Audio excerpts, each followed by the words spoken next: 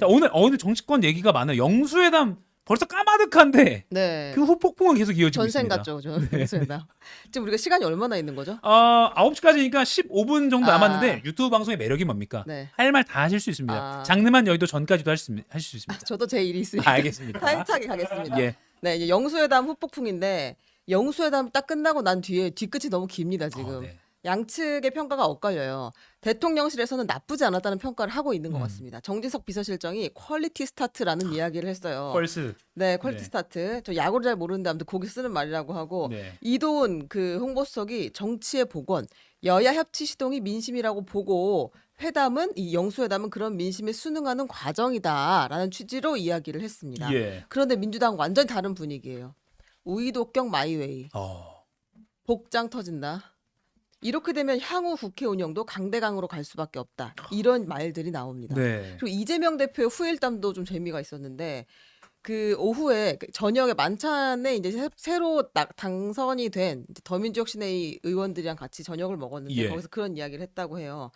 대통령이 말이 너무 많다는 거예요.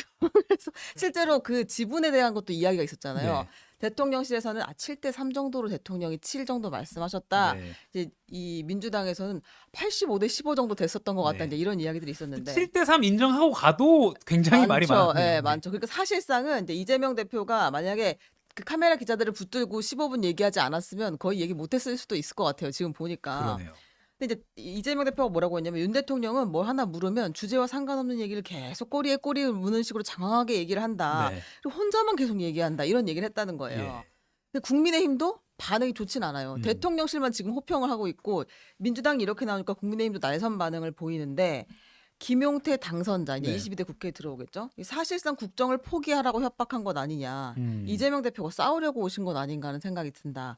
신동욱 당선자 이재명 대표가 항복 문서를 받으러 오신 분 같은 느낌이었다. 김영우 전 의원 대통령을 공격하기 위해서 작심하고 전장에 나온 장수였다. 이렇게 이야기를 했어요. 그렇군요. 대통령실 뭐 그때 최상병 특검 법안이나 이태원 참사 특별법 관련해서 네네. 이재명 대표는 15분 그 모두 발언에서 얘기를 했지만 네. 그 이후에 이제 감춰진 비공개 발언에서 윤 대통령은 그거 관련해서는 언급이 없었다고 알려지고 있죠. 입장을 내지 않았다고 하고 있고요. 네. 김건희 여사 특검 관련해서도 입장을 내지 않았다고 하고 있고요. 네. 다른 것들은 입장을 다 맞붙여 보면 서로 다른 이야기들을 하고 있습니다. 민생지원금도 받아들이기가 어렵다. 선별적 이야기를 했고 그밖에 뭐 의대 정원 문제와 관련해서 큰 틀에서 합의가 있었다 정도 말고는 사실은 평행선을 달렸다고 볼 수밖에 없는 회담이었기 때문에 당연히 이제 2차 회담은 쉽지 않을 거다라는 전망이 나오고 그리고 민주당은 요 회담이 끝나고 나니까 우리가 확인차 갔는데 결국 대통령 입장이 하나도 안 바뀌었잖아. 국정기조 바꾸라고 했는데 안 바꿨지. 협치하자고 했는데 그것도 별로 의지가 크지 않다는 걸 확인했으니 이렇게 된 이상 강대강으로 간다. 이런 기조를 확고하게 했다고 할 수 있겠죠. 네. 그러니까 영수회담이 정례화가 되겠느냐는 네.